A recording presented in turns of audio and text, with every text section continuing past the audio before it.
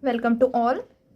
In this lecture we are going to see the example find an inverse modulo 13 of the number 4, 7 and 11. Okay, that is we have to find the inverse of 4 under modulo 13, inverse of 7 modulo 13 and inverse of 11 modulo 13. What is meant by the inverse?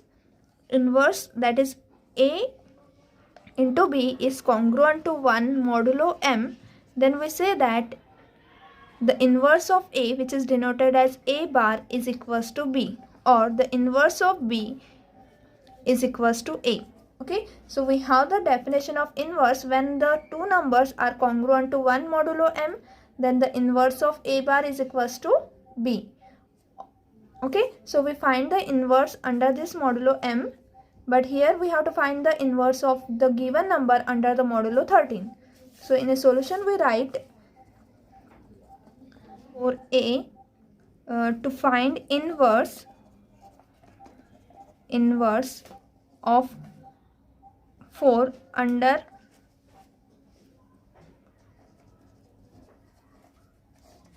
modulo 13, that is we have to solve the equation x 4x congruent to 1 modulo 13. Okay, to find the inverse of 4 we have to solve this equation of the type 4x which is congruent to 1 modulo 13. So what should be the number which we can multiply to 4 which gives say remainder as 1. Okay, what is the meaning of this? When the 13 divides 4x minus 1. Okay, so 13 divides 4x minus 1. What this mean? That 4x minus 1 equal to 13m. Okay, and therefore we can write 4x minus 13m is equals to 1. Okay, that is we take this 1 to this side and 13 to this side, and therefore this is our equation which is our Diophantine equation. Okay, this is our Diophantine equation, and we can solve this equation by using the, that is we can express, since the GCD of 4 comma 13 is equals to 1, therefore we can express the GCD of 4 and 13 in terms of 1, and then this gives us a value of x. Okay, that is to find the inverse of inverse under modulo 13. We can solve this equation by the Euclidean by finding the GCD and solving this Diophantine equation. Okay, so we write this 13 as, we divide this 13 by 4, so 4 into 12 plus the remainder is 1. Now this 12 can be written as 12 is equals to 4 into 3. Sorry, we can write this 13 as, that is we divide this 13 by 4, so 4 into 3 is 12, and the remainder after dividing this 13 by 4 is equals to 1. Okay, now we express, because here the remainder is non-zero, so we divide this 3, we express this 3 by 1. Okay, so 3 into 1 is 1, that is we divide this 3 by 1, and therefore we, by dividing this 3 by 1, our solution has a remainder 0. Okay, therefore we can express this 1 as 13 minus 4 into 3, and therefore it can be expressed as, this is equals to minus 4 into minus 3 plus, we can write this expression in terms of this. Okay, that is in this form. Okay, so 4 into minus 3 minus 13 into minus 1, and therefore this gives us a x is congruent to, that is this gives the particular solution x0, that is our first solution x0 as equals to minus 3. Now this minus 3 is congruent to 10 under modulo 13. Okay, because when we add this 10 to minus 3, we get a remainder 0. Okay, so minus 3, this particular solution is congruent to 10 modulo 13. Okay, so 4x congruent to 1 modulo 13 has a solution which is equals to 4x, that is x is congruent to, here we get the x0 as a particular solution, and this solution is congruent to 10 modulo 13, that is this is the value of our x. Okay, so x is congruent to -3 modulo 13 and -3 is congruent to 10 modulo 13. Okay, so combining both these two, we can say that x is congruent to 10 modulo 13. Therefore, we get the solution as the solution of this equation, that is 4x congruent to 1 modulo 13 is equivalent to the solution of this Diophantine equation, and the solution of this Diophantine equation will give us a solution as x equals to -3. So x equals to -3, which is congruent to 10 modulo 13, as we know. So solving this, we get that the solution is x is congruent to 10 modulo 13, and thus we can say that the inverse of, so to find the inverse of an equation, we have to find the solution of this congruence, 4x congruent to 1 modulo 13. Okay, and the solution is x is congruent to 10 modulo 13. Therefore, inverse of 4 is 10 under modulo 13, or we can say that 10 is the inverse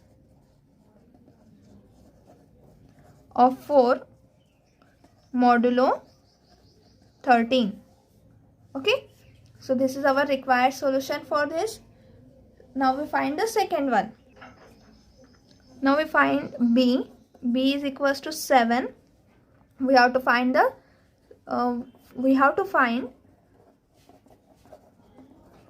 the inverse of 7 modulo 13.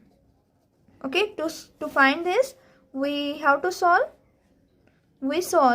the equation 7x, which is congruent to 1 modulo 13. Okay, so to solve this 7x congruent to 1 modulo 13, we have to solve this equation, and this is very easy because if we multiply the 7 by 1, then it is 7, and 7 is congruent to 7 modulo 13. But if we multiply 7 by 2, then it is equals to 14, and 14 is congruent to 1 modulo 13. Okay, and therefore this directly gives us that x, that is if we multiply this equation by 2, so 7 into twice x is congruent to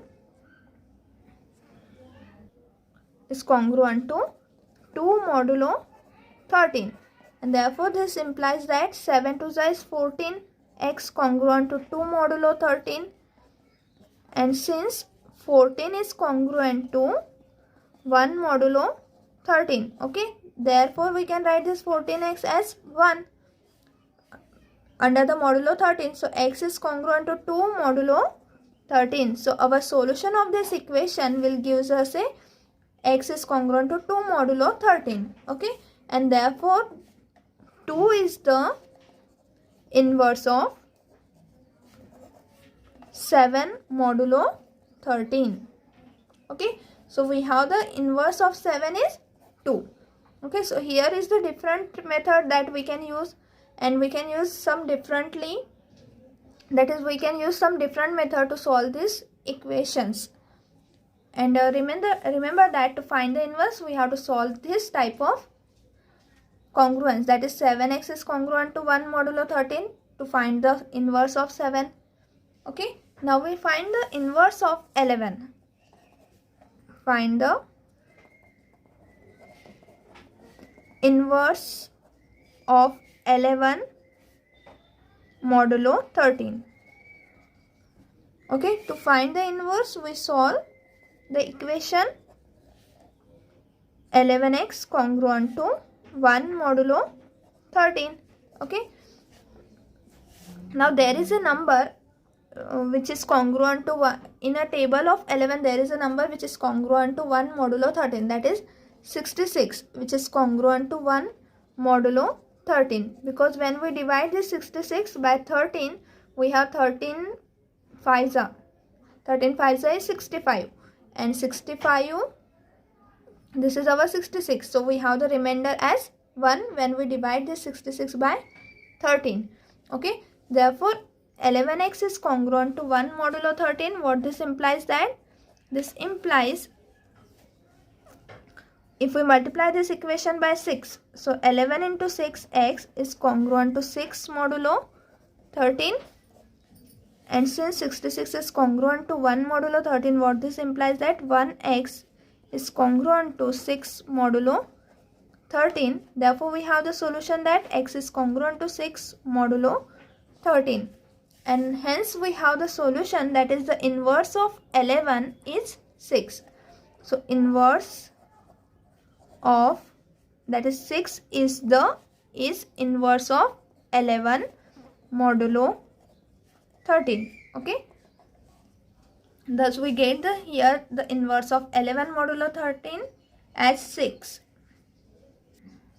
Now as a practice, you can solve the you can find the inverse of 3, inverse of 5, inverse of 6 under modulo 13. Okay, for a practice you can solve these examples, that to find the inverse of 3 modulo 13, find the inverse of 5 modulo 13, find the inverse of 6 modulo 13. Okay, and now we see the theorem which says that the given number is has its own inverse, that is some numbers are the inverse of itself. As we have seen that 7 into 7 is congruent to 49, which is congruent to 1 modulo 12. Okay, that is 7 square is congruent to 1 modulo 12. Okay, and therefore this 7 is inverse of itself. And if it is the inverse of itself, that is 7, the number is the self inverse, or its inverse is only 7. Okay, that is the number 7 is itself the inverse of 7. So we see what should be this is here the modulo 12. Now if here we have the prime number, then what are the numbers? They are inverse of itself. Okay, we see the theorem for this. So what is our theorem says? So our theorem is, let p be a prime, the positive integer a is its own inverse. A is its own inverse means a square is congruent to 1 modulo m. Okay, but here we have to find the p be a prime. So we have to find that a is its own inverse modulo p, that is a square is congruent to 1 modulo p. Then we say that a is the inverse of itself. Okay, that is a is its own inverse. So we have to prove that in a theorem, that a is its own inverse if and only if a is congruent to 1 modulo p or a is congruent to minus 1 modulo p. Okay, so if and only if part is here. So we prove the first part. In first part we suppose that a is its own inverse, and we prove that a congruent to 1 modulo p and a congruent to minus 1 modulo p. And in the converse part we assume that a is congruent to 1 modulo p and a congruent to minus 1 modulo p. Then we prove that a is its own inverse. Okay, so in a proof we write the first part 1, where we suppose that we let a be its own inverse,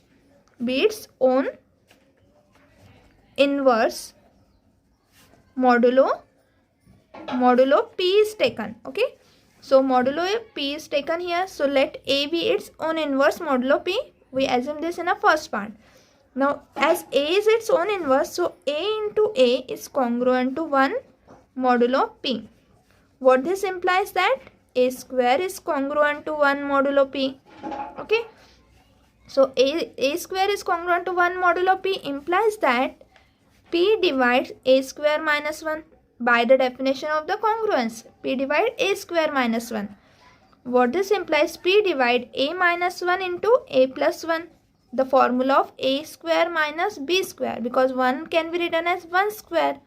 Okay, so p divide a square minus 1 implies that p divide a minus 1 into a plus 1, and p is a prime number and it is dividing the product of two numbers, therefore p divide a minus 1 or p divide a plus 1. Okay, and they are both. So we see that what this implies, either p divide a minus 1 or p divide a plus 1, since p is prime. Now what this implies, that a is congruent to 1 modulo p. Because p is dividing a minus 1, what this implies, a is congruent to 1 modulo p, or here a is congruent to minus 1 modulo p. Okay, so here first part is proved that a is congruent to 1 modulo p and a congruent to minus 1 modulo p. Now in the second part, part 2, we suppose that we let a is congruent to 1 modulo p and a is or a is congruent to minus 1 modulo p.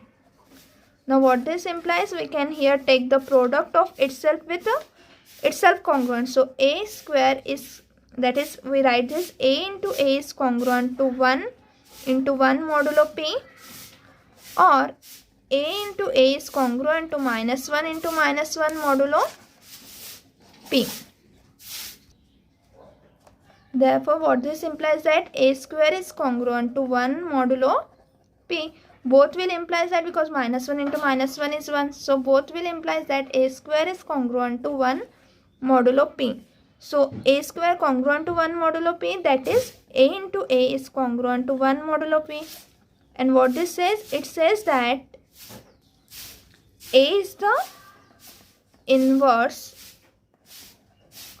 of itself modulo p. Hence our theorem is proved here. Now in next lecture we are going to see the Chinese remainder theorem and the example based on this. Okay, so thank you everyone.